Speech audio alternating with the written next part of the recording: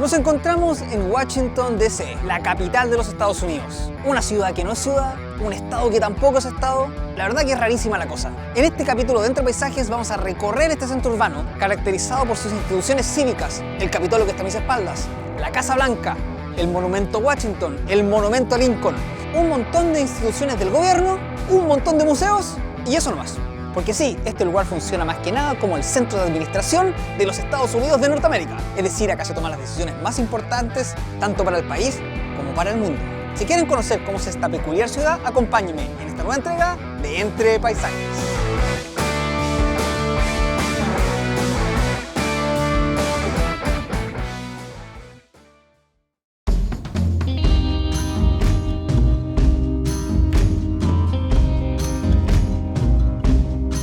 Comenzamos este capítulo en el Capitolio, el edificio que está a mis espaldas. Edificio que alberga a uno de los tres poderes del Estado de cualquier democracia moderna. En este caso, el poder legislativo, que junto al poder ejecutivo y judicial, obviamente dirigen la política de un país. Capitolio en este caso es sinónimo de Congreso, Senado o Parlamento. Es decir, donde los legisladores se reúnen y crean y generan leyes, entre otras funciones. El Parlamento norteamericano tiene dos cámaras, como muchos alrededor del mundo. Una para senadores y otra para congresistas, los cuales se alojan uno a cada lado del Parlamento en sus respectivas alas. Actualmente, si hablamos de política, se eligen 100 senadores, 2 de cada uno de los 50 estados norteamericanos, y 435 parlamentarios, el equivalente a los diputados, quienes representan al pueblo en sus diferentes facetas y se eligen proporcionalmente a la cantidad de personas que hay en Estados Unidos. Así tenemos un sistema de dos cámaras, una cámara alta y una cámara baja, cada una con sus diferentes funciones, las cuales no ahondaré en este momento porque este capítulo no se trata de eso.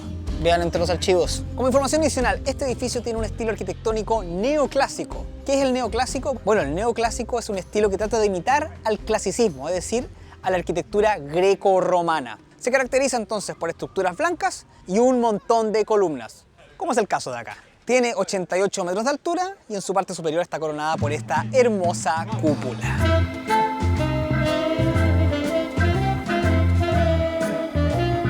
¿Estarán trabajando hasta ahora? Sí, aprobando leyes que beneficien al pueblo. ¿Subiendo aranceles? O bajándolos, porque tengo entendido que el Congreso está súper en desacuerdo con la política Trump. Sí. Oye, y ahí salen un montón de personas al Sí, balconcito. y uno con gorro vaquero. Son como personas importantes, ¿Serán? no como nosotros.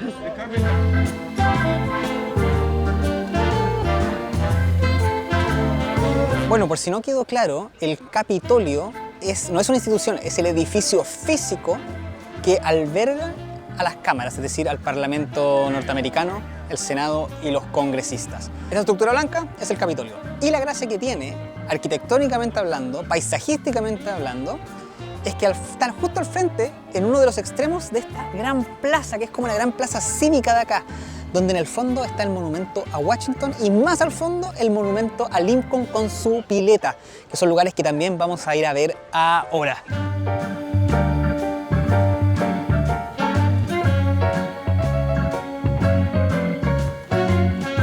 Y bueno, ya conocimos la fachada del Capitolio.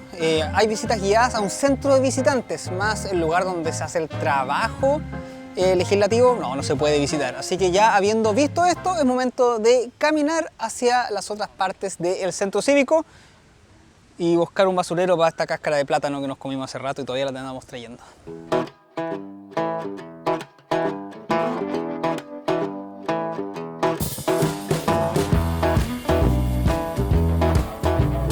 Estamos caminando, bueno, y este edificio enorme que hay acá es la Embajada de Canadá en Estados Unidos.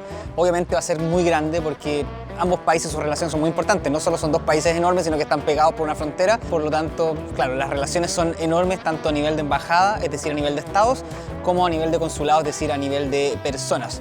Pero entre todas las cosas que tiene este edificio, este cartel fue lo que por lejos más nos llamó la atención, porque trata de mostrar cómo ambos países se benefician en la creación de ciertos productos. Entonces te muestran una hamburguesa y dicen como por ejemplo tal componente, la lechuga, la hamburguesa viene de tal parte, y otros muchos como por ejemplo el pan que viene de Alberta, que es en Canadá, o incluso los champiñones también desde la British Columbia británica, que también está en Canadá. Entonces, para hacer productos ambos países se benefician, pero lo que nos da risa es que tanto para hacer una hamburguesa como para hacer un caza de cuarta generación, un arma letal lo más moderno que existe, que también es lo mismo. Algunos componentes vienen de Estados Unidos y otros de Canadá. Entonces, si quieres alimentar al mundo o si quieres destruirlo, cooperación canadiense-norteamericana.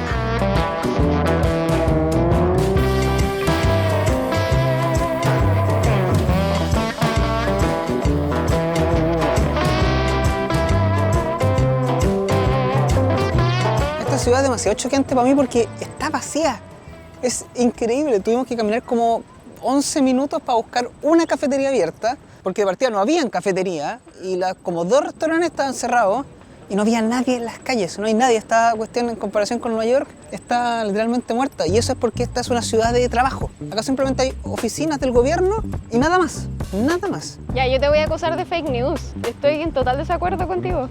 ¿Por qué? Creo que esta ciudad tiene mucho que ofrecer a los turistas. O sea, tiene el compilado más grande de museos del mundo, prácticamente. Tiene muchos museos. Los museos son gratuitos, puedes ir las veces que quieras, la cantidad de tiempo que quieras. Y yo encuentro súper agradable que en verdad no haya ruido. Porque todos los autos son como eléctricos. No solo no hay ruido, a lo que me refiero es que no hay un carrito para tomarse un jugo, no hay nada.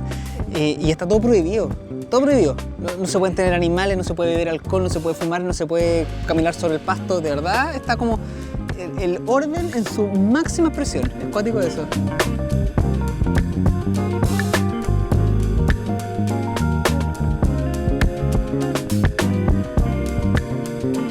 Esto que tengo a mis espaldas es el monumento a Grant. Quizás no es de los monumentos más conocidos porque los monumentos importantes son a Washington y a Lincoln, 2 presidentes de Estados Unidos muy importantes, pero Grant también fue presidente de Norteamérica. Ahora, es más bien conocido por su rol de general, porque él fue un general unionista durante la Guerra de Secesión norteamericana, es decir, en la guerra donde Lincoln era presidente, y sus astucias y pericias militares fueron las que llevaron al bando del norte, a los unionistas, a la victoria. Años más tarde sería presidente y su mandato quedaría marcado en parte por defender los derechos civiles y la igualdad, sobre todo la igualdad racial. Recuerden que la guerra fue para igualar derechos de blancos y de negros por igual, pero también hubo muchos escándalos de corrupción, así que su legado es un poco debatible. Fue comprometido con su causa, más parece que tenía sus movidas por ahí, como dicen. Sea como sea, se ha ganado igual su monumento acá en la Plaza Cívica de Washington, D.C. Cuando lleguemos al monumento de Lincoln vamos a ahondar más sobre la Guerra de Secesión norteamericana o la Guerra Civil. Es bien importante para la historia de este país y de esta ciudad, pero no nos adelantemos. Aunque así se llama, la Guerra de Secesión. La Guerra de Secesión. ¿De cese de algo? La secesión es una figura política cuando una parte de un territorio unilateralmente se quiere separar.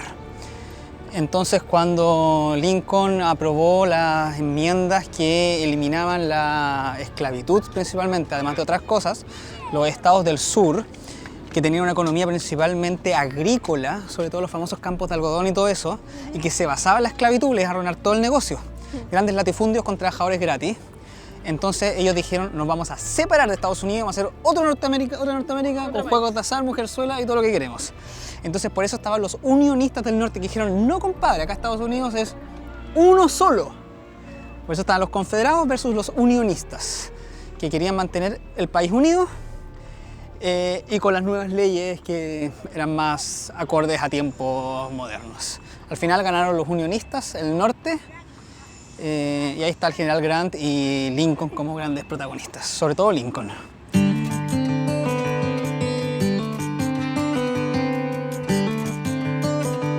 Otra cosa que tiene esta plaza cívica, conocida como The Mall, ese es su nombre oficial, como un mall, como un shopping center, no sé lo que se llama The Mall, es que está llena, repleta de muy buenos museos, los cuales son gratuitos en su gran mayoría. Para algunos eso sí hay que pedir hora con antelación, no se puede llegar nomás. Por ejemplo, está el Museo de Historia Americana. Americana dice que no solo de Norteamérica, sino que de toda América. El Museo de Historia Natural, la National Gallery, eso es de arte y pintura. La National Gallery East Building, o sea, la segunda ala. También nos contaban del American Indian Museum, que es solamente un museo sobre pueblos originarios de toda América. El Air and Space Museum, que debe ser por lejos yo creo que el más entretenido, museo del aire y del espacio, entre otros. Si les gusta este tipo de actividades, vengan para acá. Yo diría que creo que por lejos quizás pueda ser hasta lo más entretenido que tiene para ofrecer la ciudad en términos de panoramas urbanos.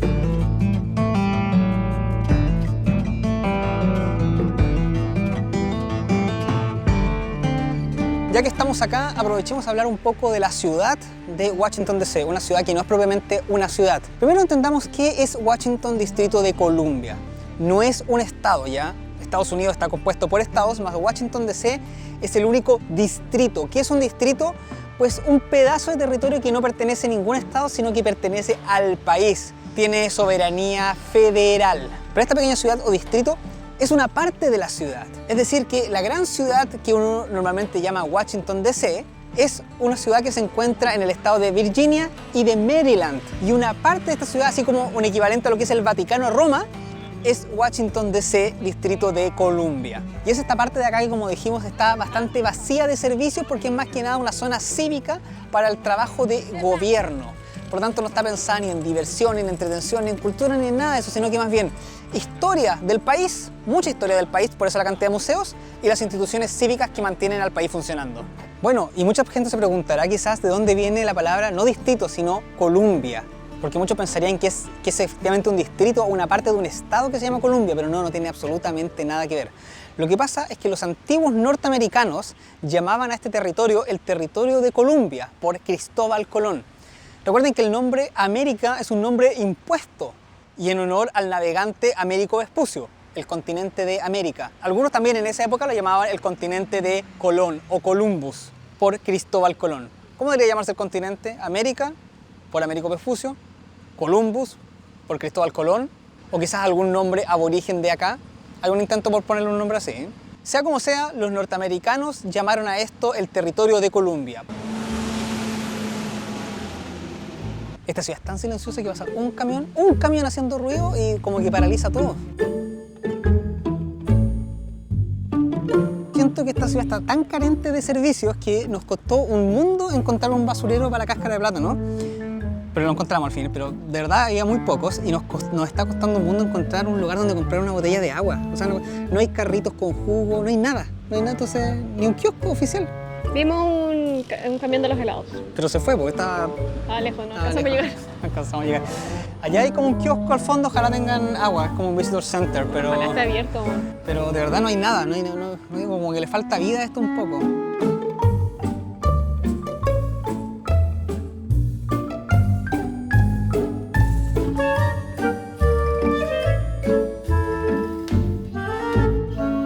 ¿Más energía para seguir? ¿Cómo está tu mango smoothie? Bueno. Yo me pedí una cuestión que conocí en Nueva York, que es helado con bebida.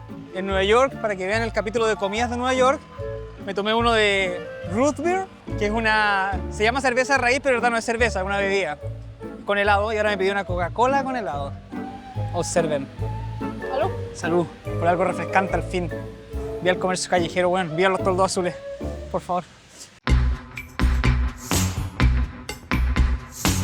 Ya terminamos nuestros refrescos, nuestros refrigerios, y ahora vamos al monumento a Washington que está allá a lo lejos. Y ya logramos ver, aunque sea de lejos, el monumento a Washington, este obelisco de 195 metros de altura, es decir, 555 pies, es decir, es alto, bastante alto. De hecho, durante mucho tiempo fue la estructura más alta de la humanidad hasta la creación de la Torre Eiffel. No se ve muy grande porque todavía nos falta por caminar, pero cuando nos acerquemos vamos a verlo en su total magnitud.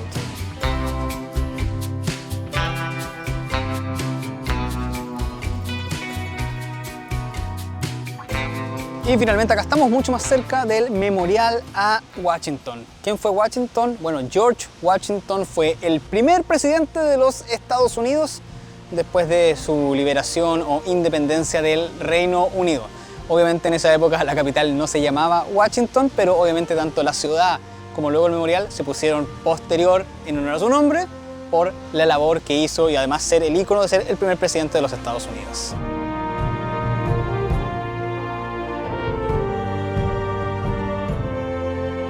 Y finalmente a mis espaldas, desde un primer plano, el Washington Monument, este obelisco que empezó a ser construido en el año 1848, pero luego, por falta de recursos y por culpa de la Guerra de Secesión que ya mencionamos, tuvo que ser detenido en su construcción y se retomaron las obras el año 1876 hasta el año 1884.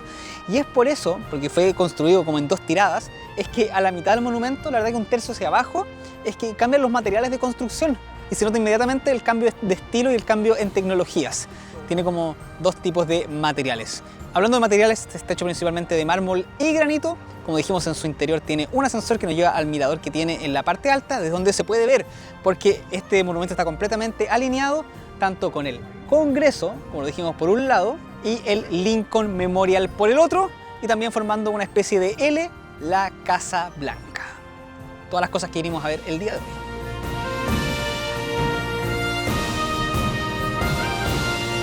Y momento de continuar por The Mall. Ahora nos dirigiremos al monumento a Lincoln, pero antes hay que pasar por la Lincoln Monument Reflecting Pool, o fuente reflectante, reflectosa, reflejadora, la fuente de Lincoln, que es como una especie de pileta piscina que se ve ahí, y luego está el monumento al cual iremos ahora.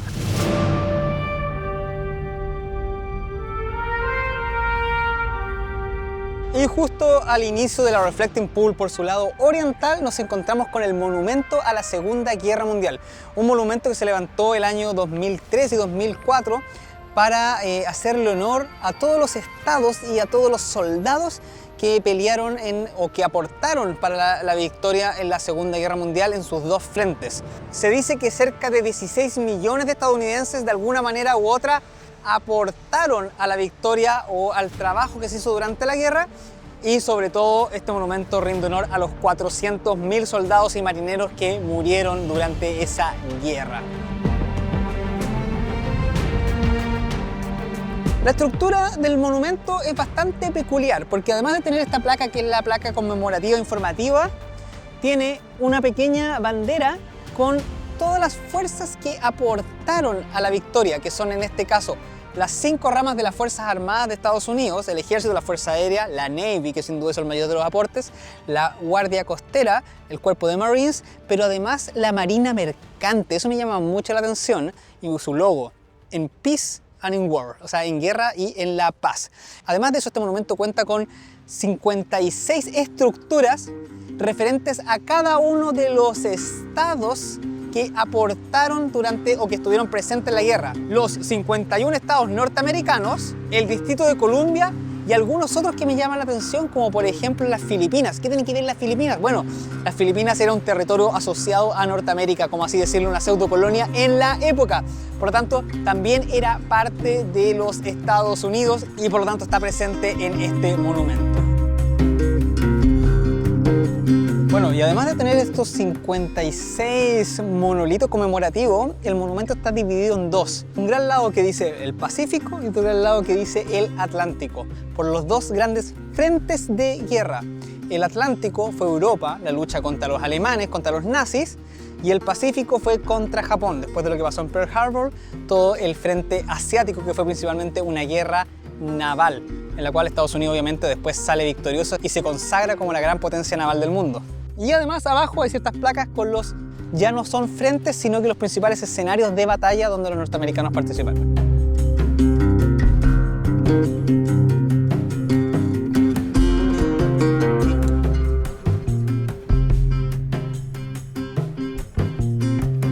Hace un calor insoportable, no hay nada de sombra, y esto debería tener agua. Por alguna razón no lo tiene, lo cual le quita como 5.000 puntos a la experiencia, porque de verdad es un poco hot, intenso por temperatura.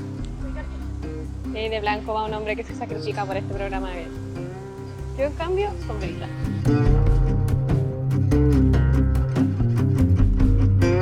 Y acá comenzamos nuestra caminata siguiendo el borde de la Reflecting Pool en honor a Lincoln. Son 618 metros, es harto, más de medio kilómetro, pero por suerte hay sombra natural hecha por los árboles, así que va a ser bastante más agradable que los últimos metros que hicimos, que fueron bastante calurosos.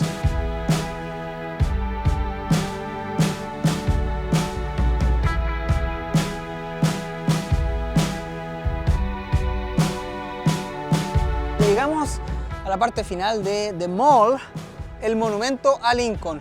Un monumento de 56 metros de largo y 30 de alto, con un estilo ultra clásico, es decir, con columnas y blanco, como es el estilo, ya lo mencionamos, el estilo clásico, y que en su interior tiene una estatua de Abraham Lincoln de 6 metros de altura, que es supuestamente como súper épica porque está sentado así como muy frígido.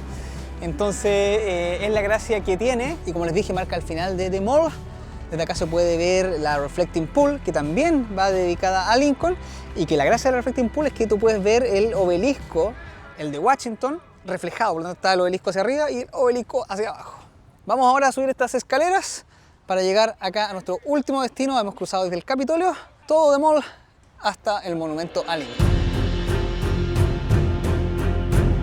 Bueno, acá estamos, hay mucha gente. Yo creo que la mitad de la gente que no está en las calles de Washington está acá. Así que vamos a subir esta escalerita y ver cómo es por dentro.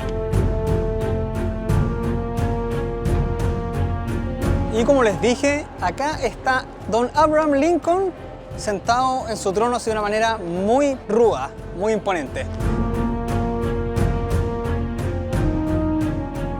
Abraham Lincoln nació el año 1809 y se convirtió en presidente el año 1860, el presidente número 16 de los Estados Unidos. Un año después comenzaría la Guerra de Secesión, guerra que debido a la intención que tenía Lincoln de avanzar en derechos civiles y prohibir la esclavitud, 3 estados del sur decidieron separarse de los Estados Unidos, comenzando así esta posibilidad de dividir a los Estados Unidos en 2.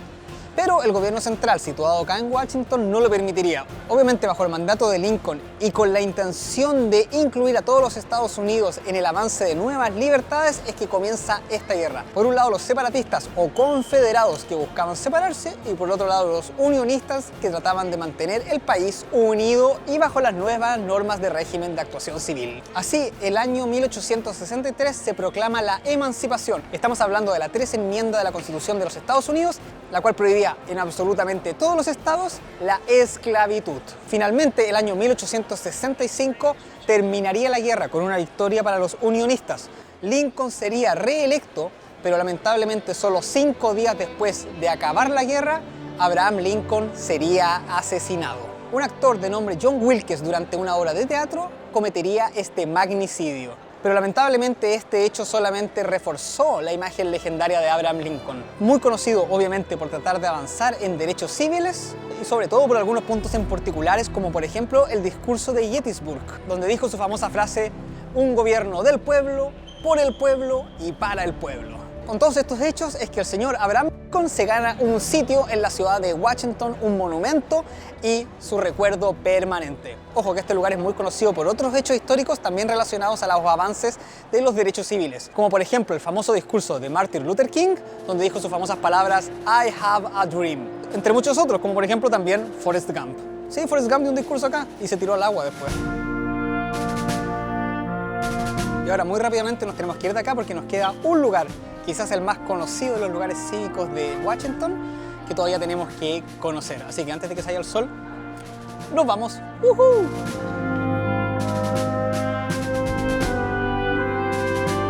Y finalmente estamos acá en nuestro último lugar, que es más bien una especie de gustito porque no nos podemos aproximar más, así que no hay mucho más que decir. Estamos hablando de la Casa Blanca, ícono de la política porque esta es la residencia y oficina de el presidente de los Estados Unidos, Mr. President, Mr. Donald Trump. En este momento, porque han pasado obviamente otros por el poder.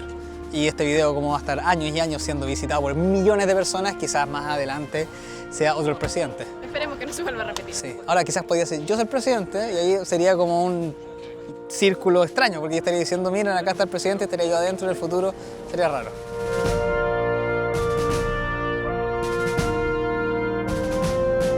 Alguna información sobre la Casa Blanca. Fue construida inicialmente el año 1792 y terminó de ser construida el año 1800.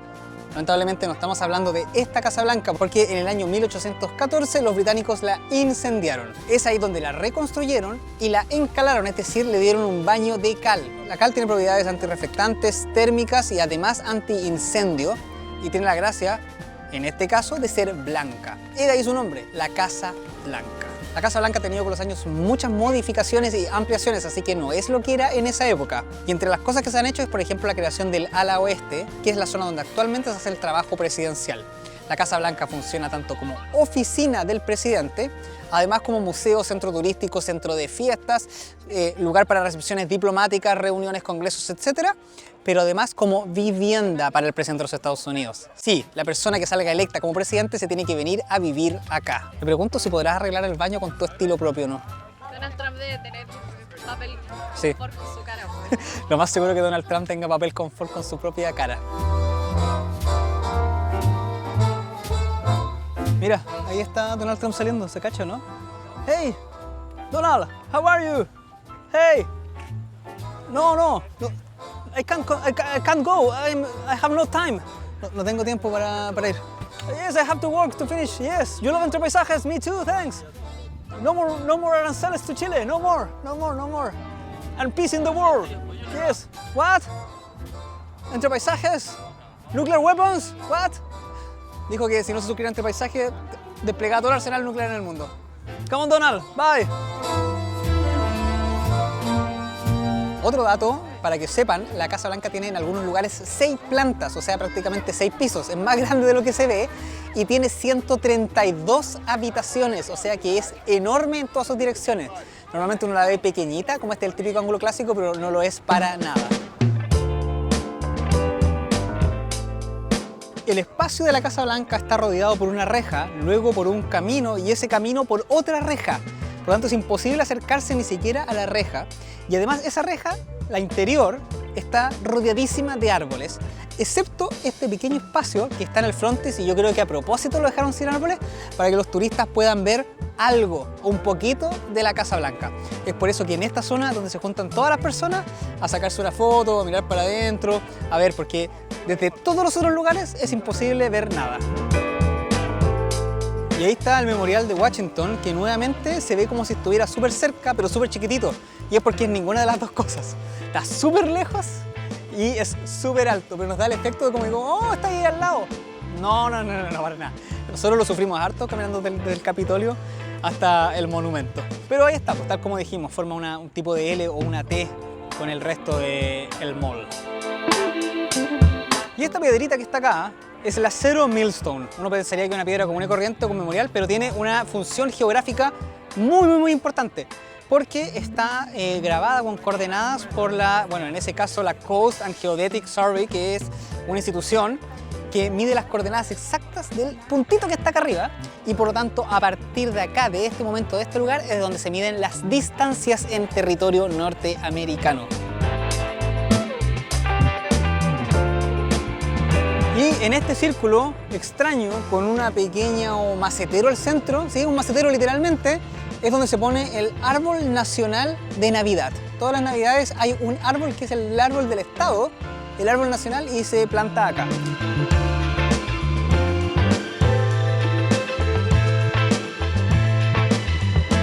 Bueno, habiendo conocido lo más importante de Washington DC, Distrito de Columbia, nos empezamos a despedir. Gente, no olviden suscribirse y no olviden comentar. Ambas cosas son gratis y ayudan mucho a que este canal crezca. También si pueden compartir sería mucho mejor. Y nos vemos en una próxima entrega de Entre Paisajes. Bonito capítulo, ¿no? ¿Lista para caminar al hotel? Lista para esperarme al hotel.